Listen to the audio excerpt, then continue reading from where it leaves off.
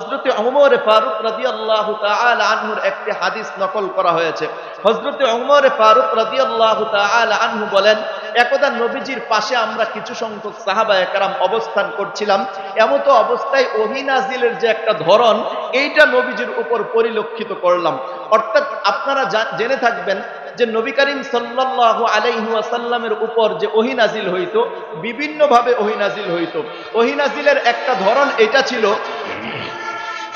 ওহী নাজিলের একটা ধরন এটা ছিল, যখন স্বপ্ন যুগে নবীজি সাল্লাল্লাহু আলাইহি ওয়াসাল্লামের উপর ওহী এসেছে।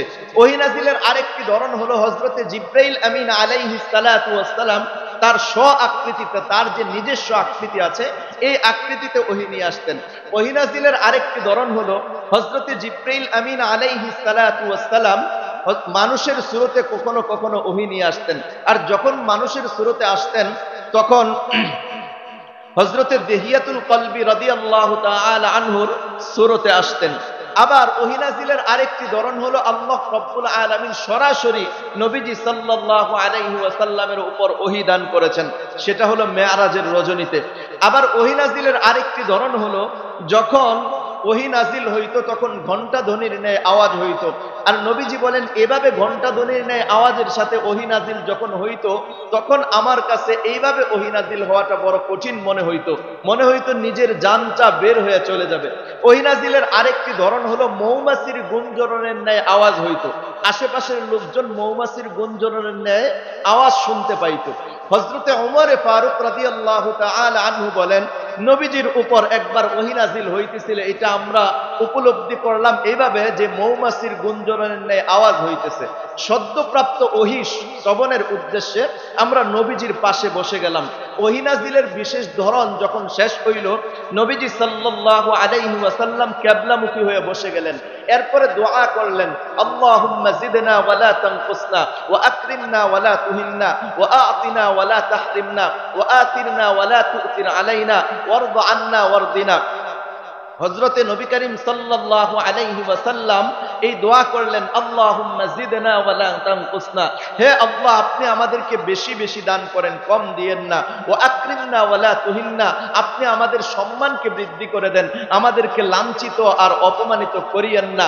ওয়া আ'তিনা ওয়া লা তাহরিমনা, আপনি আমাদেরকে বেশি বেশি দান করেন, আমাদেরকে বঞ্চিত করিয়েন না। ওয়া আতিরনা ওয়া লা তু'তির আলাইনা, অন্যদের উপর আমাদেরকে অগ্রাধিকার দান করেন এবং অন্যদেরকে আমাদের উপর অগ্রাধিকার দিয়েন না। এরপরে ওয়ারদ আন্না ওয়ারদিনা, নবীজি এটাও দোয়া করলেন যে আপনার সন্তুষ্টিতে আমাদেরকে সন্তুষ্ট করুন এবং আপনি আমাদের প্রতি সন্তুষ্ট হয়ে যান। এই দোয়া শেষ করার পরে নবীজি সাল্লাল্লাহু আলাইহি ওয়াসাল্লাম সাহাবায়ে কেরামের দিকে ফিরে বসলেন। এরপরে একটা ঘোষণা দিলেন যে এখন আমার উপর সূরাতুল মুমিনুনের কয়েকটি আয়াত নাজিল হয়েছে, যে এই আয়াতগুলোর মধ্যে রব্বুল আলামিন যে সমস্ত হুকুম করেছেন, যে সমস্ত বিধিবিধান নাজিল করেছেন, এই সমস্ত হুকুমগুলো যদি কোনো বান্দা, কোনো বান্দি দুনিয়াতে মেনে চলতে পারে, তাহলে আল্লাহ রব্বুল আলামিন তাকে নিজ জিম্মায় জান্নাতে পৌঁছায় দিবেন। আমি যেই আয়াতগুলোর ব্যাপারে নবীজি সাল্লাল্লাহু আলাইহি ওয়াসাল্লাম ইরশাদ করেছেন যে এই আয়াতগুলোর মধ্যে যে সমস্ত বিধিবিধান রয়েছে, যে সমস্ত হুকুম আল্লাহ রব্বুল আলামিন করেছেন, এই সমস্ত হুকুমগুলো যে ব্যক্তি মেনে চলবে, আল্লাহ রব্বুল আলামিন তাকে নিজ জিম্মায় জান্নাতে পৌঁছায় দিবেন। এখন এই আয়াতগুলো আপনাদের সামনে আমি তিলাওয়াত করেছি। এখন আমরা কে কে জান্নাতে যেতে চাই? রাজি আছি ইনশাআল্লাহ? তাহলে এই আয়াতগুলোর ব্যাখ্যা, বিশ্লেষণ, তাফসীর পরিপূর্ণ মনোযোগ সহকারে শুনতে হবে। কে কে রাজি আছেন ইনশাআল্লাহ? আল্লাহ রব্বুল আলামিন আমাদেরকে তৌফিক দান করেন। চলেন আমরা ব্যাখ্যা বিশ্লেষণে চলে যাই। আপনারা জানেন যে কোরআনুল কারীমের প্রত্যেকটা সূরা যখন নাজিল হয়, সূরা নাজিল হওয়ার শেষে আরেকটা নতুন সূরা নাজিল যখন হবে, তখনই আল্লাহ রব্বুল আলামিন জিবরিল আমিন আলাইহিস সালাতু ওয়াস সালামের মাধ্যমে বিসমিল্লাহির রহমানির রহিম নতুন করে আবারও অবতীর্ণ করেছেন। এইভাবে 114টা সূরার মধ্যে সূরাতুত তাওবা ব্যতীত 113টা সূরার শুরুতে আল্লাহ রব্বুল আলামিন বিসমিল্লাহির রহমানির রহিম অবতীর্ণ করেছেন, নাজিল করেছেন। আর সূরাতুন নামলের মধ্যে বিসমিল্লাহির রহমানির রহিম দুইবার এসেছে। সেই হিসাবে কোরআনুল কারীমের মধ্যে বিসমিল্লাহির রহমানির রহিম 114 বার নাজিল করেছেন আল্লাহ রাব্বুল আলামিন। এখন যেই আয়াতটা এত বেশি নাজিল হইল, এই আয়াতের গুরুত্ব আর ফজিলত একেবারেই কম। কি বলেন? একেবারেই কম না বেশি? বেশি। এই বিসমিল্লাহর ব্যাখ্যা বিশ্লেষণে যদি আমি চলে যাই, তাহলেও কমপক্ষে 2-3 ঘন্টা সময় লাগবে। আমি ওই বিসমিল্লাহর ব্যাখ্যা বিশ্লেষণে যাব না, যেহেতু সূরাতুল মুমিনুনের আলোচ্য বিষয় আমার, আমি এই জন্য বিসমিল্লাহর তাফসীর করব না। শুধুমাত্র বিসমিল্লাহর কয়েকটি ফজিলত আপনাদের সামনে বলবো, এই উদ্দেশ্যে যে এই সূরার শুরুতেও আল্লাহ রাব্বুল আলামিন জিবরিল আমিন আলাইহিস সালাতু ওয়াস সালামের মাধ্যমে বিসমিল্লাহ নাজিল করেছিলেন, অবতীর্ণ করেছিলেন। এজন্য বিসমিল্লাহর কয়েকটি ফজিলত শোনার পরে আমরা ইনশাআল্লাহ তাফসীর, তরজমা এবং তাফসীরের মধ্যে চলে যাব। আল্লাহ রাব্বুল আলামিন আমাদেরকে বুঝার, আমল করার তৌফিক দান করেন। হযরতে আবু বকর সিদ্দিক রাদিয়াল্লাহু তাআলা আনহু ইরশাদ করেন, নবী করিম সাল্লাল্লাহু আলাইহি ওয়াসাল্লাম বলেছেন, ইন্নাল্লাহা মান ক্বালা বিসমিল্লাহির রহমানির রহিম, যে ব্যক্তি বিসমিল্লাহির রহমানির রহিম বলবে, কাতাবাল্লাহু তাআলা লাহু 10,000 হাসানাতান, আল্লাহ রাব্বুল আলামিন তার আমলনামায় 10,000 নেকি লিখে দেবেন। কয় হাজার নেকি? 10,000 নেকি লিখে দেবেন। এরপরে নবীজি এটাও বলেন, ওয়ামাহা আনহু 10,000 সাইয়্যাতান, আর যে ব্যক্তি এই বিসমিল্লাহির রহমানির রহিম পাঠ করবে, আল্লাহ তাআলা তার আমলনামায় 10,000 নেকির সাথে সাথে 10,000 গুনাহও মাফ করে দিবেন। ওয়ারাফা লাহু 10,000 দারাজাতান, আল্লাহ রাব্বুল আলামিন তার মর্যাদাকেও 10,000 স্তর উপরে উঠায়া দিবেন।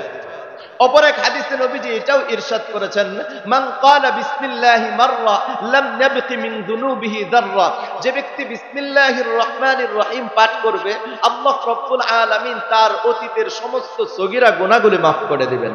অপর এক হাদিসে নবীজি এটাও ইরশাদ করেছেন, ইদা ক্বালাল আবদু বিসমিল্লাহির রহমানির রহিম ইয়াদুবুশ শাইতানু কামা ইয়াদুবুর রাসাসু ফিন নার, যে ব্যক্তি, যখন কোন বান্দা বিসমিল্লাহির রহমানির রহিম পাঠ করে, তখন শয়তান এমন ভাবে গলে যায় যেমন নাকি আগুনের মধ্যে সীসাটা গলে যায়। হাদিস শরীফে এটাও এসেছে যে বিসমিল্লাহির রহমানির রহিমের মধ্যে 19টা অক্ষর আছে। জাহান্নামের শাস্তিদাতা মূল ফেরেশতার সংখ্যা হলো 19 জন। জাহান্নামের শাস্তিদাতা মৌলিকভাবে মূল ফেরেশতার সংখ্যা হলো 19 জন। এটা এই ব্যাপারে কোরআনুল কারীমের মধ্যে আল্লাহ তাআলা ইরশাদ করেছেন, আলাইহা 19। জাহান্নামে শাস্তিদাতা, মৌলিকভাবে শাস্তিদাতা ফেরেশতার সংখ্যা কত? 19 জন। এদের অধীনে আবার হাজার হাজার ফেরেশতা আছে, কিন্তু মূল কয়জন? 19 জন। এই বিসমিল্লাহির রহমানির রহিমের মধ্যে 19টা অক্ষর আছে। হাদিস শরীফে বর্ণিত আছে, যে ব্যক্তি দৈনিক দিনের বেলায় 19 বার বিসমিল্লাহির রহমানির রহিম পাঠ করবে, আর রাতের বেলায় 19 বার বিসমিল্লাহির রহমানির রহিম পাঠ করবে, আল্লাহ রাব্বুল আলামিন তাকে জাহান্নামের 19 জন শাস্তিদাতা ফেরেশতা থেকে মুক্ত করে দেবেন। এই আমলটা কে কে করতে রাজি আছে ইনশাআল্লাহ? আচ্ছা বলেন তো, এই আমলটা কি খুব কঠিন না সহজ? বিসমিল্লাহির রহমানির রহিম পারে না এরকম সমাজে সংখ্যা, এরকম লোকের সংখ্যা কি পাওয়া যাবে? বলেন। সকলেই বিসমিল্লাহির রহমানির রহিম পারে। আমরা আজ থেকে ইনশাআল্লাহ এটার চেষ্টা করব। আমার মনে আছে, আজ থেকে প্রায় 5 থেকে 6 বছর আগে আমি যখন এই বিসমিল্লাহর ব্যাখ্যা বিশ্লেষণ আমার জুমার বয়ানে আলোচনা করেছিলাম, তাফসীর করেছিলাম, তখন থেকে একজন ব্যক্তি, আমার মুসল্লি, সে বর্তমানে এই এলাকায় থাকে না, তার দেশের বাড়ি শরীয়তপুরে চলে গেছে। এখনো পর্যন্ত মাঝে মাঝে যখন আমাকে ফোন দেয়, তখন এই কথাটা খুব আনন্দের সাথে বলে যে, হুজুর, যেই দিন আপনি এই আমলের কথা বলেছিলেন, ওই দিন থেকে এখনো পর্যন্ত একদিনের জন্য আমার এই আমলটা ছুটে নাই। তো এই জন্য আমরা যদি একটু হিম্মত করি, তাফসীরুল কোরআন মাহফিলের বিষয়টাই হলো এরকম যে আপনি যে কোনো একটা আমল শুরু করবেন, ওই আমলটা একদম মৃত্যু পর্যন্ত চালু রাখবেন। রাজি আছেন তো ইনশাআল্লাহ? আল্লাহ রাব্বুল আলামিন আমাদেরকে তৌফিক দান করেন। অপর এক হাদিস আছে, জাহান্নামের যে শাস্তিদাতা ফেরেশতা আছে 19 জন, এদের সমস্ত ফেরেশতাদের সর্দার আছে একজন। জাহান্নামের সমস্ত ফেরেশতাদের সর্দার আছে কয়জন? একজন, নাম তার মালিক। এই মালেক নামক ফেরেশতা যখন জাহান্নামের বিভিন্ন স্তরে ফেরেশতাদেরকে পাঠায়, তখন ওই জাহান্নামের শাস্তির যে তাপগুলো আছে, আগুনের যে তাপ, এগুলো যেন ফেরেশতাদের শরীরে না লাগে, এই কারণে ওই জাহান্নামের মূল যে সর্দার ফেরেশতা মালেক যখনই কোনো ফেরেশতাকে জাহান্নামের স্তরে স্তরে পাঠায়, তখনই তার কপালের ভিতরে বিসমিল্লাহির রহমানির রহিমটা লিখে দেয়। আর এই বিসমিল্লাহর বরকতে ওই ফেরেশতার শরীরে জাহান্নামের শাস্তির কোনো উপভোগ তার শরীরে লাগে না। তাহলে আমি আপনাদেরকে বলি, এই বিসমিল্লাহ কি ফেরেশতার জন্য নাজিল হয়েছে না আমাদের জন্য? তো যেই ফেরেশতার কপালে বিসমিল্লাহ লেখার কারণে ফেরেশতা জাহান্নামের কোন শাস্তির অনুভব করতে পারে না, ওই বিসমিল্লাহর আমল যদি আমি আর আপনি করতে পারি, বলেন তো আল্লাহ রব্বুল আলামিন আমাকে আর আপনাকে জাহান্নামে দেবেন না জাহান্নাম থেকে মুক্ত করবেন? এই আমলটা করা যাবে ইনশাআল্লাহ। আল্লাহ রব্বুল আলামিন আমাদেরকে তৌফিক দান করেন। চলেন এবার আমি যে আয়াতগুলো তিলাওয়াত করেছি সূরাতুল মুমিনুনের, এই আয়াতগুলোর একটু তরজমা আগে শুনে আসি। তরজমা মানে অনুবাদটা আগে একটু জেনে আসি। আল্লাহ রাব্বুল আলামিন বলেন, ক্বাদ আফলাহাল মুমিনুন, অবশ্যই মুমিনগণ সফলকাম হয়ে গেছে। আল্লাযীনা হুম ফি সালাতিহিম খাশিউন, যারা তাদের নামাজের মধ্যে বিনয়ী অর্থাৎ খুশু খুজুর সাথে একাগ্র চিত্তে নামাজ আদায় করে। আল্লাযীনা হুম ফি সালাতিহিম খাশিউন ওয়াল্লাযীনা হুম আনিল লাগবি মুআরিদুন, এবং যারা অনর্থক কথাবার্তায় লিপ্ত নয়, অনর্থক কথাবার্তা বলে না, অশ্লীল ফাহেশা কথাবার্তা তো বলেই না, অনর্থক বিনা প্রয়োজনেও কথাবার্তা বলে না। ওয়াল্লাযীনা হুম আনিল লাগবি মুআরিদুন ওয়াল্লাযীনা হুম লিয-যাকাতি ফাইলুন, যারা তাদের উপর যে যাকাত ফরজ হয়েছে এই যাকাতগুলো সঠিকভাবে আদায় করে। ওয়াল্লাযীনা হুম লিফুরুজিহিম হাফিজুন ইল্লা আলা আজওয়াজিহিম আও মা মালাকাত আইমানুহুম ফাইন্নাহুম গায়রু মালুমিন, যারা তাদের লজ্জাস্থানকে নিজেদের স্ত্রী ব্যতীত অন্য সকল জায়গায় হেফাজত করে। মাফহুম অর্থ এটাই যে নিজের লজ্জাস্থানকে নিজেদের স্ত্রী ব্যতীত অন্য সকল জায়গায় তার লজ্জাস্থানকে হেফাজত করে। কোনো ব্যক্তি যদি তার স্ত্রী ছাড়া ভিন্ন কোনো নারীকে কামনা করে, চাহিদা চায় বা মনে মনে কামনা করে, সে হবে সীমা লঙ্ঘনকারী। ফামান ইবতাগা ওয়ারাআ যালিকা ফাউলাইকা হুমুল আদুন ওয়াল্লাযীনা হুম লিআমানাতিহিম ওয়া আহদিহিম রাউন, যারা তাদের উপর যে আমানত আছে আমানতগুলো রক্ষা করে এবং তাদের যদি কারো সাথে কোনো ওয়াদাবদ্ধ হয় তাহলে ওয়াদাকেও রক্ষা করে। ওয়াল্লাযীনা হুম আলা সালাওয়াতিহিম ইউহাফিজুন, আর যারা নামাজের হেফাজত করে অর্থাৎ যথা সময়ে নামাজ আদায় করে। একটা হলো খুশু খুজুর সাথে একাগ্র চিত্তে নামাজ আদায় করা, আরেকটা হলো যথা সময়ে নামাজ আদায় করা। যথা সময়ে কিরকম? ফজরের নামাজ ফজরের ওয়াক্তে ফরজ ফজরের ওয়াক্তে আদায় করে, যোহরের নামাজ যোহরের ওয়াক্তে ফরজ যোহরের ওয়াক্তে আদায় করে, আসরের নামাজ আসরের ওয়াক্তেই ফরজ আসরের ওয়াক্তে আদায় করে, মাগরিবের নামাজ মাগরিবের ওয়াক্তেই ফরজ মাগরিবের ওয়াক্তে আদায় করে, এশার নামাজ এশার ওয়াক্তেই ফরজ এশার ওয়াক্তে আদায় করে, বেতরের নামাজ বেতরের ওয়াক্তে ওয়াজিব বেতরের ওয়াক্তে আদায় করে। যারা এইভাবে নামাজের হেফাজত করে, এই কয়েকটা আয়াতের মধ্যে আল্লাহ তাআলা কিছু কাজ করার নির্দেশ দিয়েছেন। এই কাজগুলো যারা করবে উলাইকা হুমুল ওয়ারিসুন, এরাই হলো উত্তরাধিকারী। কিসের? আল্লাযীনা ইয়ারিসুনাল ফিরদাউস, জান্নাতুল ফিরদাউসের উত্তরাধিকারী। সবচেয়ে শ্রেষ্ঠ জান্নাত যে আছে জান্নাতুল ফিরদাউস, এই জান্নাতুল ফিরদাউসের উত্তরাধিকারী। হুম ফিহা খালিদুন, তারা সেখানে চিরস্থায়ীভাবে থাকবে। এই হলো আমি যে আয়াতগুলো তিলাওয়াত করেছি, এই আয়াতগুলোর তরজমা, এই আয়াতগুলোর অনুবাদ। এখন চলেন আমরা এই আয়াতগুলোর একটু ব্যাখ্যা বিশ্লেষণে যাই, যেটাকে তাফসির বলা হয়। তাহলে চলেন প্রথম যে আয়াতটা আল্লাহ রাব্বুল আলামিন নাজিল করেছেন সূরাতুল মুমিনুনের, যে আয়াতটা আমি আপনাদের সামনে তিলাওয়াত করেছি, যে ক্বাদ আফলাহাল মুমিনুন, অবশ্যই মুমিনগণ সফল কাম হয়ে গেছে, অবশ্যই মুমিনগণ সফল কাম হয়ে গেছে।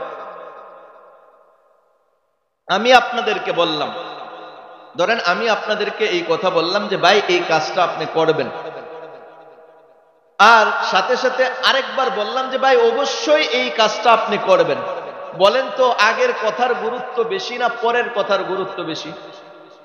যেটার মধ্যে আমি অবশ্যই শব্দটা যোগ করেছি, এই শব্দটার মধ্যে কি গুরুত্ব বেশি, যে অবশ্যই ভাই আপনি এই কাজটা করবেন।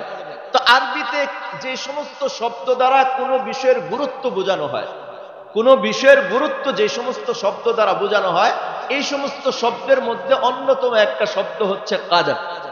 এই কাদ আফলাহা, অবশ্যই মুমিনগণ সফল কাম হয়েছে। আল মুমিনুন, মুমিনগণ সফল কাম হয়েছে, আফলাহা। তাহলে এই আয়াতের মধ্যে কয়টা শব্দ মোট? মৌলিকভাবে দুইটা শব্দ, কিন্তু দেখার দিক থেকে তিনটা শব্দ। কাদ আফলাহা এটা একটা শব্দ ধরা হয় আরবিতে, কিন্তু আমি যদি আলাদাভাবে বলি, কাদ এই শব্দটা গুরুত্বের জন্য ব্যবহার করা হয়েছে, আফলাহা এই সফল কাম হয়ে গেছে আল মুমিনুন, মুমিনগণ। তাহলে কাদ আফলাহা অবশ্যই সফল কাম হয়ে গেছে, আল মুমিনুন মুমিনগণ। এখন মুমিন কারা, এই ব্যাপারে আলোচনার আগে চলেন আমরা জেনে আসি আফলাহা শব্দের অর্থ কি। আফলাহা শব্দের অর্থ হচ্ছে সাফল্য, সফলতা অর্জন করা। চলেন জেনে আসি সফলতা কাকে বলে। আল মুমিনুনের ব্যাখ্যায় পরে আসবো, আগে চলেন আমরা জেনে আসি যে সফলতা কাকে বলে, কাকে সফলতা বলে।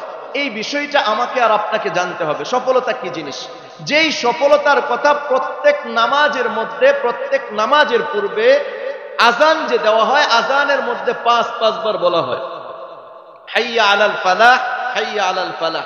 আসো নামা কল্যাণের দিকে, সফলতার দিকে, আসো সফলতার দিকে। ইকামতের মধ্যেও বলা হয়, ইকামতের মধ্যেও বলা হয় হাইয়া আলাল ফালাহ, হাইয়া আলাল ফালাহ, আসো আসো আসো সফলতার দিকে। তার মানে বোঝা গেল যে আজানের মধ্যে, ইকামতের মধ্যে 5 বার এবং হাইয়া আলাল ফালাহ বাক্যটা 2 বার করে, তাহলে 5 বার 5 বার 10 বার। আজানের মধ্যে 5 বার, ইকামতের মধ্যে 5 বার, আর আজানের মধ্যে 2 বার করে হলে 10 বার, ইকামতের মধ্যে 2 বার করে হলে 10 বার। তাহলে 20 বার প্রত্যেকদিন আমাদেরকে সফলতার দিকে ডাকা হচ্ছে। এই যে সফলতার কথা বলা হয়, এই সফলতাটা কি জিনিস, কোথায় পাওয়া যাবে, সফলতা অর্থ কি, ভালো করে বোঝার চেষ্টা করি। সফলতা ওই জিনিসকে বলা হয় যে আপনার মনের ভিতরে যত ধরনের আশা আকাঙ্ক্ষা আছে, সমস্ত আশা আকাঙ্ক্ষা আপনি যা কিছু যখন যেভাবে চাইবেন সেভাবে উপস্থিত পেয়ে যাবেন, এবং আপনার মনের ভিতরে কোনো ধরনের দুঃখ, কষ্ট, ক্লেশ, ব্যথা, বেদনা, পেরেশানি, দুশ্চিন্তা কিছুই থাকবে না। আপনি যা চাইবেন তা সাথে সাথে পেয়ে যাবেন, এবং আপনার মনের ভিতরে কোনো ধরনের দুঃখ, কষ্ট, ক্লেশ, ব্যথা, বেদনা, পেরেশানি, দুশ্চিন্তা কিছুই থাকবে না। বলেন তো এরকম কোন ব্যক্তি কি পৃথিবীর বুকে আছে যে এই কথা বলবে যে আমি জীবনে যা চেয়েছি সব পেয়ে গেছি? বলতে পারবে? যদি কেউ এই কথা বলেও যে হুজুর আমি এই কথায় একমত না, আমি জীবনে যা চেয়েছি সবকিছু পেয়ে গেছি, তাহলে আমি বলবো আপনি একটা জিনিস পাইলেও আরেকটা জিনিস যে আছে, আপনার মনের যে যাবতীয় দুঃখ, কষ্ট, ক্লেশ, ব্যথা, বেদনা, পেরেশানি, দুশ্চিন্তা সব কিছু কি আপনার দূরীভূত হয়ে গেছে? যদি কোনো ব্যক্তি এই কথা বলে যে আমি জীবনে যা চাইছি সব পেয়ে গেছি এবং আমি আমার জীবনে কোনো ধরনের দুঃখ, কষ্ট, ক্লেশ, ব্যথা, বেদনা, পেরেশানি, দুশ্চিন্তা কিছুই নাই, তাহলে আমরা এই কথা নিঃসন্দেহে বলতে পারি এই ব্যক্তির মতো মিথ্যুক পৃথিবীর বুকে দ্বিতীয়টা নাই। কথা বাস্তব না অবাস্তব? আচ্ছা বলেন তো দেখি, যদি আপনি বলেনও এই কথা, কিছু সময়ের জন্য মেনেও নেই যে আপনার জীবনের সমস্ত চাওয়া পাওয়া পেয়ে গেছেন, সমস্ত চাওয়া পাওয়া হয়ে গেছে এবং আপনার জীবনে কোনো ধরনের পেরেশানি, দুঃখ, কষ্ট নাই, তাহলে আমি আপনাদেরকে বলি তো, বলেন তো দেখি, যৌবন ধ্বংস হয়ে যাওয়ার পেরেশানি আছে না নাই? হ্যাঁ?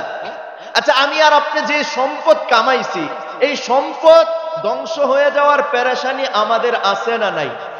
যার কারণে পকেটে যদি 5 টাকার নোট থাকে বা 50 টাকার নোট থাকে, 100 টাকার নোট থাকে, এটা আপনি বেশিরভাগ চেক করেন না, কিন্তু 50,000 টাকার নোট নিয়ে যদি এই গাজীপুর চৌরাস্তায় যান, কমপক্ষে যাওয়ার পথে অন্তত 50 বার আপনি ওই টাকার মধ্যে হাত দিয়ে চেক করেন। কথা বাস্তব না বাস্তব?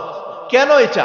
যে আপনার এই টাকা হারায় যাওয়ার পেরেশানি আছে, অসুস্থ হয়ে যাওয়ার পেরেশানি আছে, যে কোনো মুহূর্তে আপনার অ্যাক্সিডেন্ট হয়ে যাওয়ার পেরেশানি আছে না নাই? আপনি দুশ্চিন্তায় পড়ে যেতে পারেন, ক্ষতিতে পড়ে যেতে পারেন, আছে না নাই? তার মানে বোঝা গেল এই দুনিয়ার জিন্দেগিতে আপনি যা কিছু চাইবেন তা পাবেন না, এবং আপনার দুঃখ, কষ্ট, ক্লেশ, ব্যথা, বেদনা, পেরেশানি, দুশ্চিন্তা এগুলো শেষ হবে না। এটা কোথায় পাওয়া যাবে? এটা পাওয়া যাবে একমাত্র জান্নাতের মধ্যে। কিসের মধ্যে বলেন? কোথায় পাওয়া যাবে? জান্নাতের মধ্যে পাওয়া যাবে। এ কারণেই যখন জান্নাতীরা জান্নাতে প্রবেশ করবে তখন এই কথা বলতে বলতে প্রবেশ করবে, আলহামদুলিল্লাহিল্লাযী আযহাবা আন্নাল হাযান ইন্না রাব্বানা লাগাফুরুন শাকুর। সমস্ত প্রশংসা আল্লাহ রব্বুল আলামিনের জন্য, যিনি আমাদের থেকে যাবতীয় দুঃখ, কষ্ট, ক্লেশ, ব্যথা, বেদনা, পেরেশানি, দুশ্চিন্তা সবকিছু দূরীভূত করে দিয়েছেন।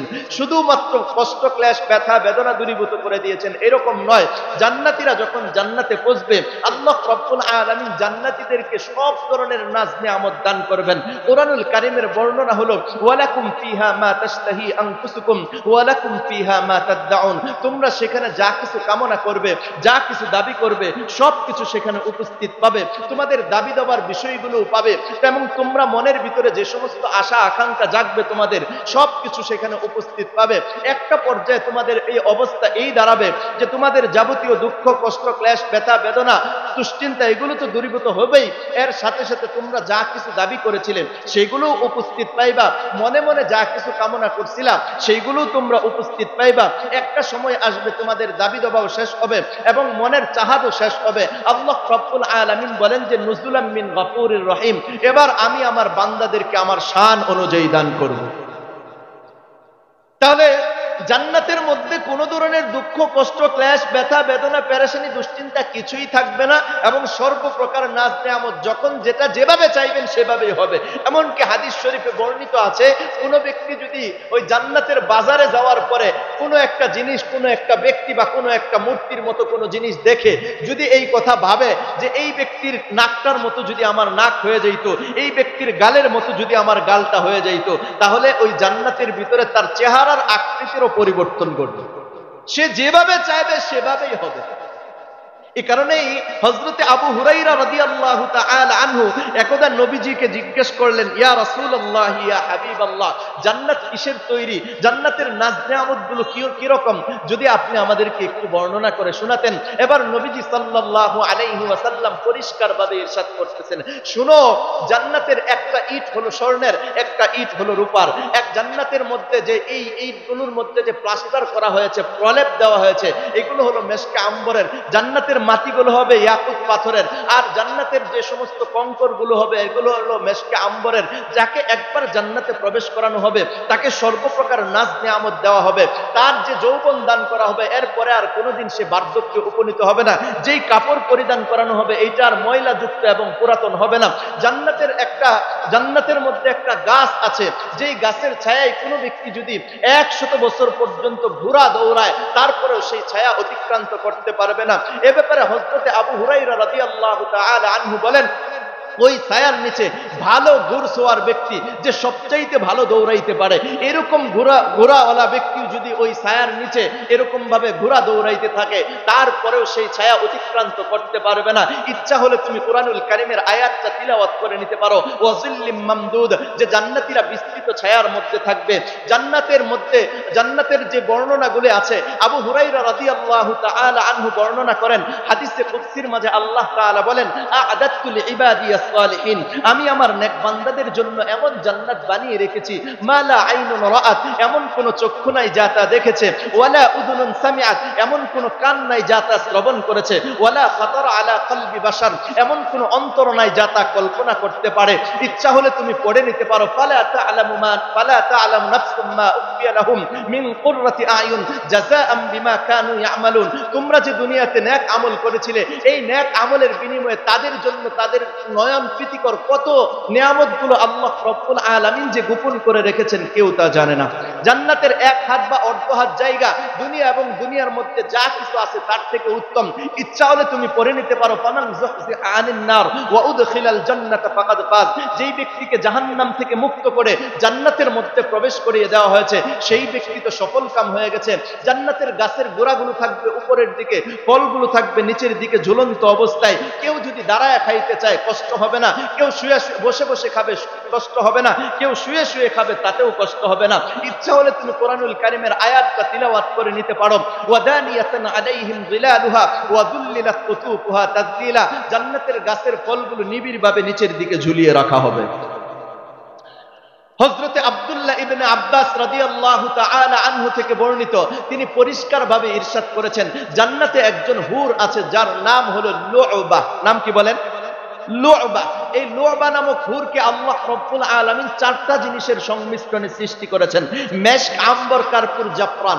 এরপরে আল্লাহ রব্বুল আলামিনের খামিরা তৈরি করেছেন আবে হায়াত দ্বারা, যেই পানি একবার কেউ পান করলে পরবর্তীতে আর কখনোই পিপাসা লাগবে না, ওই পানি দ্বারা এই খামিরা তৈরি করা হয়েছে। এরপরে আল্লাহ তাআলা হুকুম করেছেন কুন, তুমি হয়ে যাও, ফায়াকুন, সে হয়ে গিয়েছে। এই হুরের বর্ণনা সম্পর্কে হাদিস শরীফে এসেছে, এই হুরের সৌন্দর্যতা সম্পর্কে, এই সৌন্দর্যের দিকে অন্য হুরেরা পর্যন্ত আকৃষ্ট থাকবে।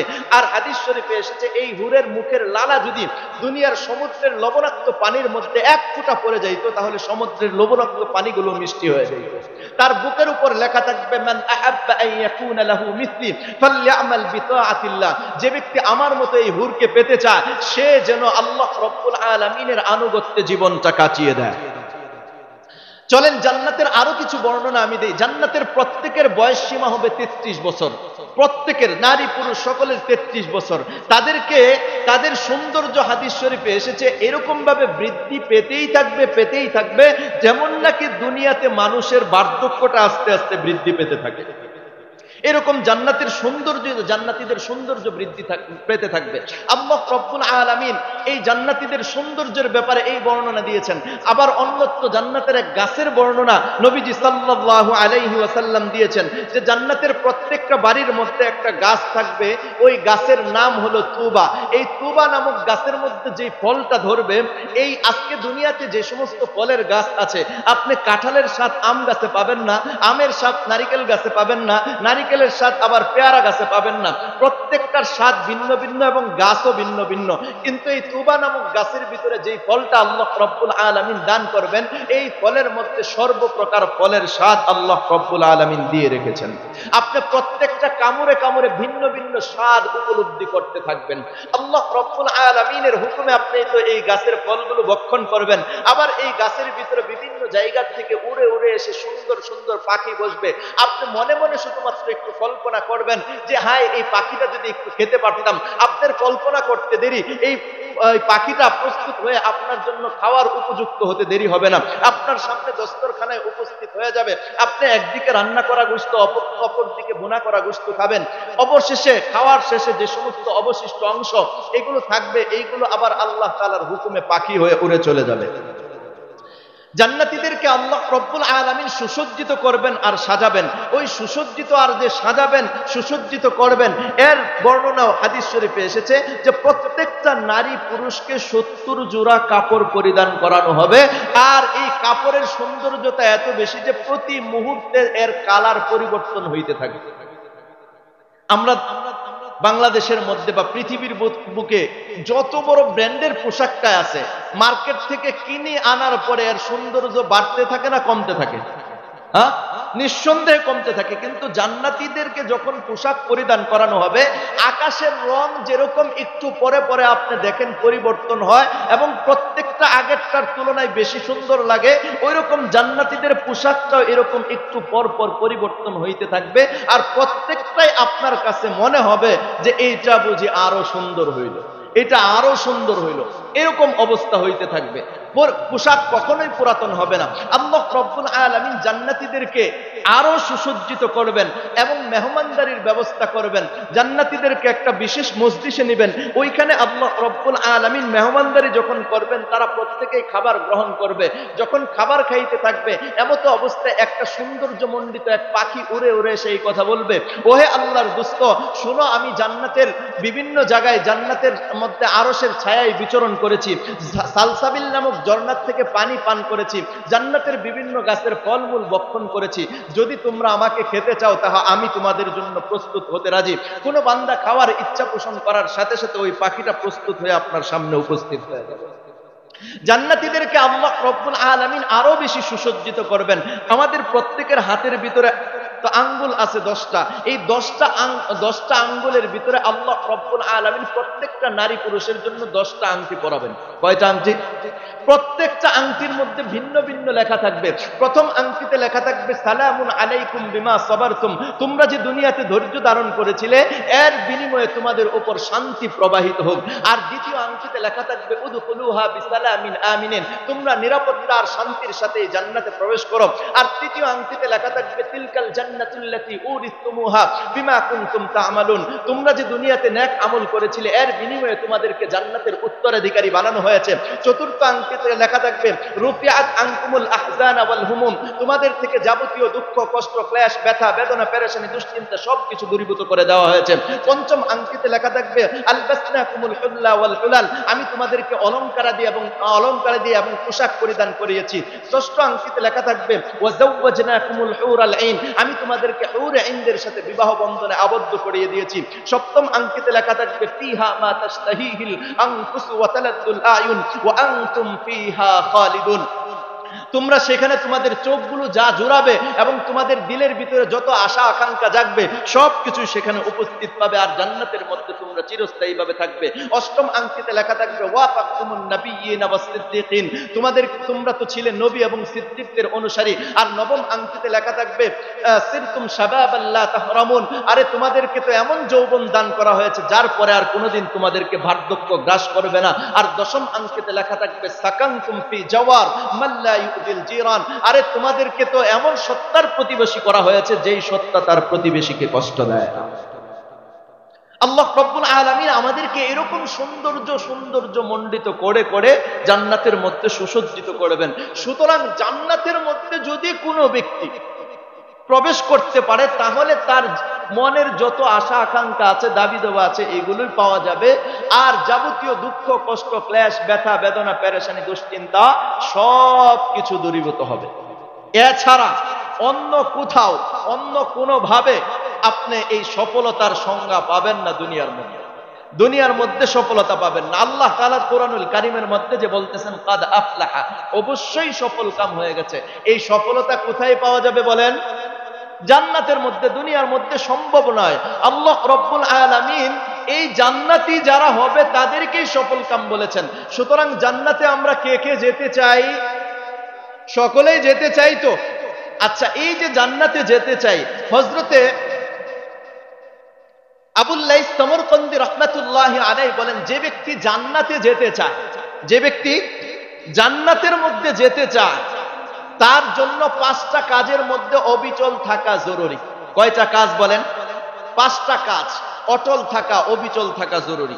জান্নাতে যে ব্যক্তি যেতে চায় তার জন্য কয়টা কাজে অবিচল থাকা জরুরি? 5টা কাজ। 1 নাম্বার, সর্বপ্রকার গুনাহ থেকে বেঁচে থাকা। বলেন সকলে, সর্বপ্রকার গুনাহ থেকে বেঁচে থাকা। বলেন, সর্বপ্রকার গুনাহ থেকে বেঁচে থাকা। হাতের দ্বারা, চোখের দ্বারা, পায়ের দ্বারা, অঙ্গ প্রত্যঙ্গের দ্বারা, চিন্তা ভাবনার দ্বারা, দিনের গুনাহ, রাতের গুনাহ, প্রকাশ্যের গুনাহ, গোপনের গুনাহ, এরকম ভাবে এককভাবে গুনাহ, সম্মিলিতভাবে গুনাহ, যত ধরনের গুনাহ আছে সমস্ত গুনাহ থেকে আমাকে আর আপনাকে বেঁচে থাকতে হবে।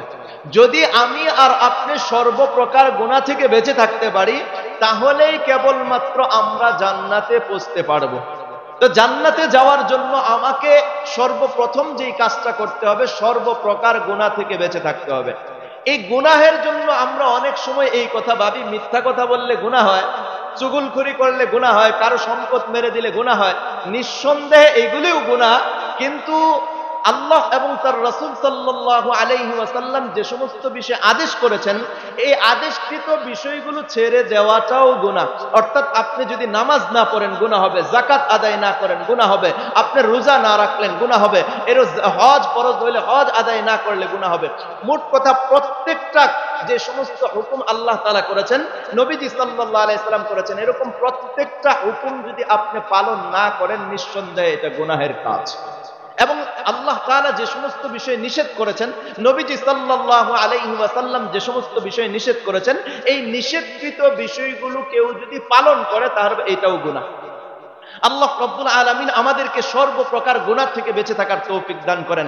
যদি আমি আর আপনি সর্বপ্রকার গুনাহ থেকে বেঁচে থাকতে পারি তো আল্লাহ রাব্বুল আলামিন কোরআনুল কারীমের মধ্যে ইরশাদ করেন, ওয়া আম্মা মান খাফা মাকামা রাব্বিহি ওয়া নাহান নাফসা আনিল হাওয়া ফাইন্নাল জান্নাতা হিয়াল মাওয়া।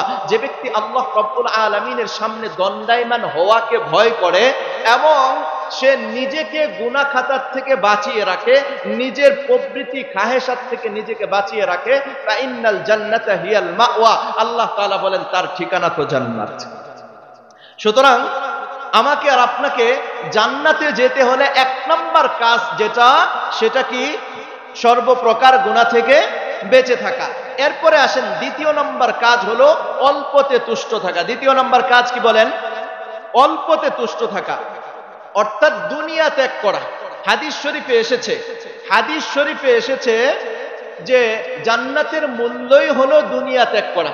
এখন দুনিয়া ত্যাগ করা দ্বারা আপনি মাকসাদ কি বুঝলেন? কালকে আপনার সহায় সম্পত্তি যা আছে অন্যকে দিয়ে দিবেন?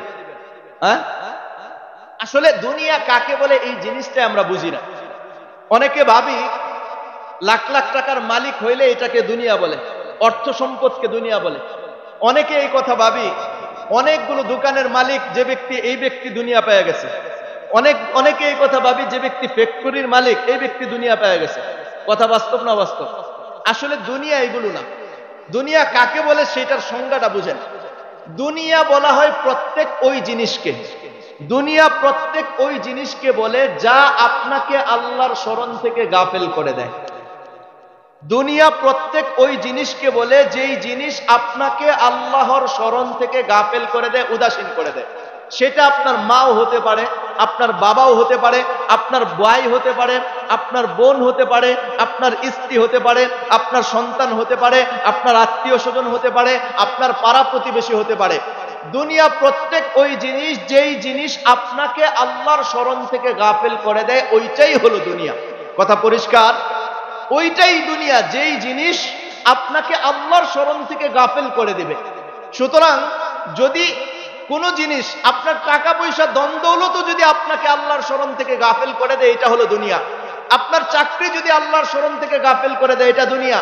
আপনার এরকম ব্যবসা বাণিজ্য যদি আপনাকে আল্লাহর স্মরণ থেকে গাফেল করে দেয়, তাহলে দুনিয়া। এমনকি আপনার নামাজও আপনার দুনিয়া হয়ে যাইতে পারে যদি নামাজটা আপনি আল্লাহর সন্তুষ্টির কারণে আদায় না করেন।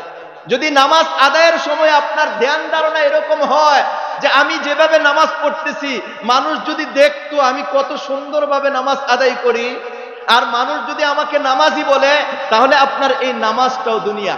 এ কারণে এক বুজুর্গ বলেন যে আমি বাইতুল্লাহ হজ করতে গিয়েছি, এমতো অবস্থায় কাবার গিলাফ দলে এক ব্যক্তিকে ক্রন্দনরত অবস্থায় দেখলাম। আমি একটু মুরাকাবা করলাম এই ব্যক্তির হালতটা বুঝার জন্য। দেখলাম কাবার গিলাফ ধরে কান্নাকাটি করতেছে, কিন্তু মনে মনে তার কামনা, হায় আমি যে কাবার গিলাফ ধরে কাঁদতেছি, আমার সাথে যারা হজ করতে আসছে তারা যদি দেখতো আমি কিভাবে কাবার গিলাফ ধরে কান্দি। তার মানে ওই তার কাবার গিলাফ ধরে কান্না কাটিটাও দুনিয়া। কথা বুঝতে পেরেছেন? তো আপনাকে যেই জিনিস আপনাকে আল্লাহর স্মরণ থেকে গাফেল করে দিবে, সেটা হলো দুনিয়া।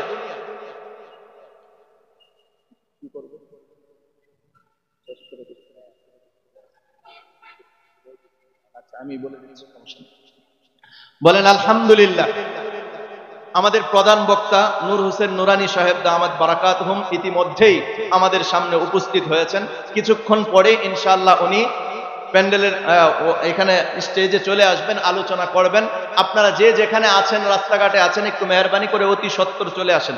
আমি অল্প সময়ের ভিতরে হুজুরের আসার আগ পর্যন্ত আমি আলোচনা করবো, এরপরে ছেড়ে দিব। ভালো করে বুঝেন। এই বুজুর্গ আবার গেলেন কোথায়?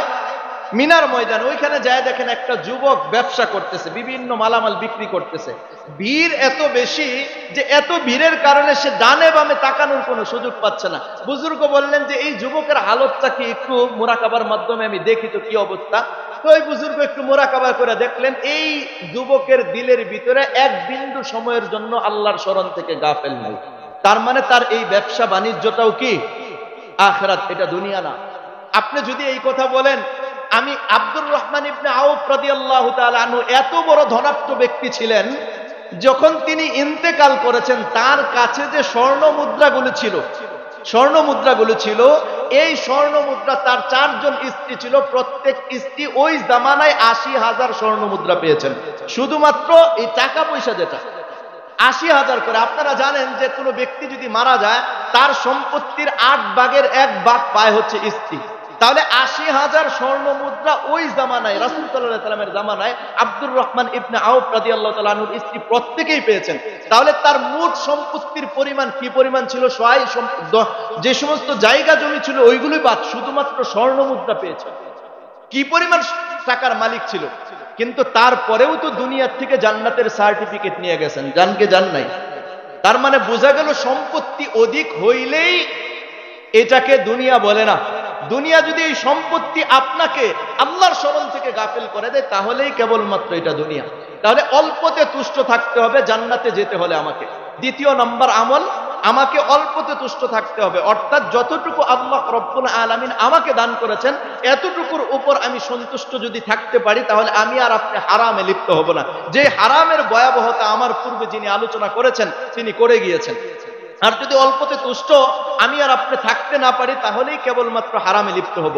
আমার চাহিদা, আমার সন্তানাদির চাহিদা, আমার স্ত্রীর চাহিদা, আমার মা বাবার চাহিদা যদি আমার ইনকামের চাইতে বেড়ে যায়, তখন তাদের চাহিদা পূর্ণ করতে হলেও আমি আর আপনি হারামে লিপ্ত হব। কথা বাস্তব না অবাস্তব? আল্লাহ তাআলা আমাদেরকে বুঝার তৌফিক দান করেন। তো জান্নাতে যাওয়ার জন্য এক নম্বর আমল হলো সর্বপ্রকার গুনাহ থেকে বেঁচে থাকা। দ্বিতীয় নম্বর আমল অল্পতে তুষ্ট থাকা। 3 নম্বর আমল হচ্ছে আগ্রহের সাথে নেক আমল করা। বলেন কি? আগ্রহের সাথে নেক আমল করা। একটা হচ্ছে আচ্ছা বয়স হয়ে গেছে, এখন মসজিদে না গেলে মানুষে কি বলবে। আরেকটা হচ্ছে ইমাম সাহেবের সাথে বড় সম্পর্ক, না গেলে ইমাম সাহেব জিগায়, এই কারণে যাই। এইরকম ভাব নিয়ে নয়, বরং আল্লাহ তাআলার সন্তুষ্টির উদ্দেশ্যে আল্লাহ তাআলাকে আমাকে যে সৃষ্টি করেছেন, তিনি যে 5 বার মুয়াজ্জিনের আজান কানে লাগায় দিয়ে ডাকতেছেন, তার ডাকে সাড়া দেওয়ার জন্য আমি নামাজের অপেক্ষায় বসে আছি, কখন আজান হবে আর দ্রুত মসজিদে চলে যাব। এরকম আগ্রহের সাথে যে ব্যক্তি নেক আমল করবে, ওই ব্যক্তিকে আল্লাহ তাআলা জান্নাতে পৌঁছাবেন। আল্লাহ তাআলা কোরআনুল কারীমের মধ্যে বলেন, তিলকাল জান্নাতুল্লাতী উরিতুমুহা বিমা কুনতুম তা'মালুন, তোমরা যে নেক আমল করেছিলে এর বিনিময়ে তোমাদেরকে জান্নাতে পৌঁছানো হয়েছে, জান্নাতের উত্তরাধিকারী বানানো হয়েছে। আচ্ছা গেল এইটা। 4 নাম্বার হচ্ছে হক্কানি রব্বানি উলামায়ে কেরামের সাথে সুসম্পর্ক বজায় রাখা। যে ব্যক্তি হক্কানি উলামায়ে কেরামের সাথে সুসম্পর্ক বজায় রাখবে, এই ব্যক্তিকেও আল্লাহ রব্বুল আলামিন জান্নাতে পৌঁছায় দিবেন। কেননা হক্কানি রব্বানি উলামায়ে কেরামের সাথে সুসম্পর্ক যে ব্যক্তি বজায় রাখে, এই ব্যক্তি কখনোই গোমরা হবে না। আগে তো বিরোধিতা করত যে সমস্ত নাস্তিক মার্কা ব্যক্তিবর্গরা ছিল, এখন তো দাড়ি টুপিওয়ালা ব্যক্তিরাও বিরোধিতায় লেগে গেছে। কথা বাস্তব না অবাস্তব? এজন্য আল্লাহ রব্বুল আলামিন আমাদেরকে হক্কানি রব্বানি উলামায়ে কেরামের সাথে সুসম্পর্ক বজায় রাখার তৌফিক দান করেন। এটা হলো 4 নাম্বার। হাদিস শরীফে এসেছে, আকসিরুল ইখওয়ান ফাইন্না লিকুল্লি আখিন শাফাআতা ইয়াউমাল কিয়ামা, তোমরা তোমাদের নেককার বন্ধুদেরকে বৃদ্ধি করো, এবং কেননা প্রত্যেক নেককার বন্ধু যারা জান্নাতে যাবে, তারা অন্য ব্যক্তিদেরকে সুপারিশ করে জান্নাতে নিয়ে যাবে। এটা গেল 4 নাম্বার। 5 নাম্বার হচ্ছে জান্নাতে যাওয়ার জন্য রব্বুল আলামিনের নিকট প্রতিনিয়ত প্রতিদিন দোয়া করা। হাদিস শরীফে এসেছে, দৈনিক 3 বার যে ব্যক্তি আল্লাহ তাআলার কাছে জান্নাত চায়, কয়বার? আল্লাহ আপনি আমাকে জান্নাত দিয়ে দেন, তাহলে জান্নাত তার জন্য দোয়া করে, আল্লাহুম্মা দুখুলহুল জান্নাহ, হে আল্লাহ আপনি তাকে জান্নাতে প্রবেশ করে দেন।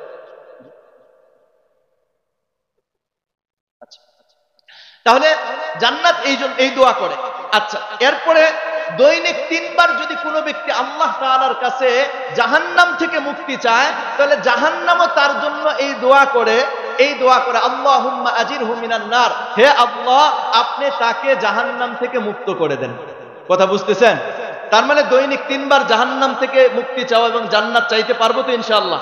আমরা বাংলা ভাষায় যদি পারি তো আলহামদুলিল্লাহ, যদি বাংলা ভাষায় না পারি, বাংলা ভাষায় না পড়তে চাই, নবীজির শিখানো ভাষায় পড়তে চাই, তাহলে এই দোয়া পড়তে পারি, আল্লাহুম্মা ইন্না নাসআলুকাল জান্নাতা ওয়া নাউযু বিকা মিনান নার, হে আল্লাহ আপনার কাছে জান্নাত চাই, জাহান্নাম থেকে মুক্তি চাই। পারবো তো ইনশাআল্লাহ? আমি বলতেছিলাম কাদ আফলাহা, অবশ্যই মুমিনগণ সফলকাম হয়ে গেছে। এখন আসেন, আমরা তো চূড়ান্ত সফলতা আখিরাতের মধ্যে, জান্নাতের মধ্যে পাবো, কিন্তু দুনিয়াতেও কিছু কর্মের কারণে দুনিয়াতেও কিছু না কিছু সফলতা আসে। ভালো করে বোঝার চেষ্টা করি, দুনিয়াতে সফলতা আসে 2 ভাবে। কয় ভাবে বলেন? 2 ভাবে। একটা হলো টাকা পয়সা ধন দৌলতের মাধ্যমে, আরেকটা হলো জ্ঞান অর্জনের মাধ্যমে। কিসের মাধ্যমে বলেন? টাকা পয়সা ধন দৌলতের মাধ্যমে সফলতা আসে।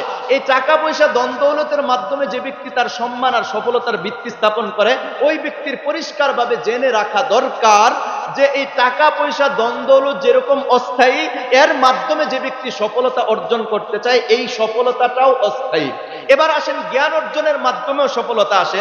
জ্ঞান অর্জনের মাধ্যমে সফলতা যেটা আসে, জ্ঞান অর্জন আমাদের দেশে 2 ভাবে। এই শেষ মুহূর্তে একটু মনোযোগ দেন আমার দিকে, আমি একেবারে অল্প সময়ে শেষ করে দিচ্ছি।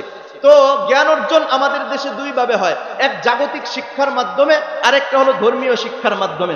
জাগতিক শিক্ষার সর্বশেষ মাকসাদ হলো টাকা ইনকাম করা। একজন ডাক্তার হয়, শেষ মাকসাদ টাকা ইনকাম করবে। ইঞ্জিনিয়ার হয়, সর্বশেষ মাকসাদ টাকা ইনকাম করবে। জজ ব্যারিস্টার উকিল হয়, সর্বশেষ মাকসাদ টাকা উপার্জন করবে। সুতরাং জাগতিক শিক্ষার মাকসাদই যেহেতু টাকা উপার্জন করা, সুতরাং জাগতিক শিক্ষার মাধ্যমে যে সফলতাটা আসবে, এই সফলতা দ্বারাও আপনি ততদিন উপকৃত হতে পারবেন যতদিন আপনার হায়াতে জিন্দিগি বাকি আছে। যেই দিন আপনার হায়াতে জিন্দিগিটা শেষ হয়ে যাবে, ওই দিন থেকে জাগতিক শিক্ষার মাধ্যমে আপনি কোনো সফলতা অর্জন করতে পারবেন না। পক্ষান্তরে যে ধর্মীয় শিক্ষা আছে, এই ধর্মীয় শিক্ষায় যারা শিক্ষিত, এদের মাকসাদ আর উদ্দেশ্য হলো যে দুনিয়াতে আল্লাহ রব্বুল আলামিনের গোলামি করে আল্লাহ তাআলার সন্তুষ্টি অর্জন করে জান্নাতে পৌঁছা। এখন প্রশ্ন আসতে পারে যে হুজুর, আপনার কথা মানলাম যে দুনিয়াতেও যারা জাগতিক শিক্ষায় শিক্ষিত এবং অর্থ সম্পদের মালিক, এরাও তো আলহামদুলিল্লাহ দুনিয়াতে সফল হবে, আবার ধর্মীয় শিক্ষায় যারা শিক্ষিত আলেম ওলামা হয়, এরাও তো সফলতা অর্জন করবে দুনিয়ার মধ্যে। তাহলে আমরা দেখি যে যারা টাকা পয়সার মালিক, এরাও সময়ে সময়ে ব্যর্থ হয়ে যায়, আবার যারা ধর্মীয় শিক্ষায় শিক্ষিত, এদের জীবনেও ব্যর্থতা আসে। এর কারণ কি? তো ব্যর্থতার কারণ হচ্ছে 5টা। 1 নম্বর কারণ, আমরা যে সমস্ত আমল করি, আমরা যে সমস্ত যা কিছু জানি, ওই জানা আমলের উপর, জানা এলেমের উপর আমল করি না, এটা ব্যর্থতার 1 নম্বর কারণ। 2 নম্বর কারণ হচ্ছে আমরা আমাদের মুরব্বীদের নসিহত গুলো শুনি না। কেননা মুরব্বীরা তাদের জীবনে ধাক্কা খেয়ে খেয়ে শিখেছেন, এরপরে কোন কোন জায়গায় ব্যর্থ হয়েছেন আমাদেরকে নসিহত করে বলেন, বাবা এটা চললো না। আমরা যখন মনে করি বুইরা খালি ক্যাটকেট করে, ওইটাতে লিপ্ত হয়ে আমরাও ব্যর্থ হই। 3 নম্বর কারণ হচ্ছে আমরা গুনাহের কারণে ইস্তেগফার করি না। 4 নম্বর নিয়ামতের শুকরিয়া আদায় করি না। 5 নম্বর কারণ হচ্ছে অন্যের মৃত্যু দেখে আমরা শিক্ষা লাভ করি না। এই মোট 5টা কারণে আমরা ব্যর্থ হয়ে যাই। আল্লাহ রব্বুল আলামিন এই সফলতা নিয়ে কোরআনুল কারীমের যে সূরাতুল মুমিনুনের 10টি আয়াত আপনাদের সামনে তিলাওয়াত করেছিলাম, এর মধ্যে প্রথম যে আয়াত কাদ আফলাহাল মুমিনুন, এই কাদ আফলাহাল মুমিনুন যে প্রথম শব্দ আফলাহা, এই আফলাহা শব্দের সংক্ষিপ্ত ব্যাখ্যা আপনাদের সামনে পেশ করলাম। আল্লাহ যদি কখনো সুযোগ দেয় তাহলে মুমিনুন সহ অন্য যে আয়াতগুলো আছে সেগুলোর ব্যাখ্যা বিশ্লেষণে যাব। এই পর্যন্ত যা কিছু বললাম, শুনলাম, বলনেওয়ালা শুননেওয়ালা প্রত্যেককে সঠিক বুঝ দান করেন, আমল করার তৌফিক দান করেন। ওয়া আখিরু দাওয়ানা আনিল হামদুলিল্লাহি রাব্বিল আলামিন। আসসালামু আলাইকুম ওয়া রাহমাতুল্লাহ।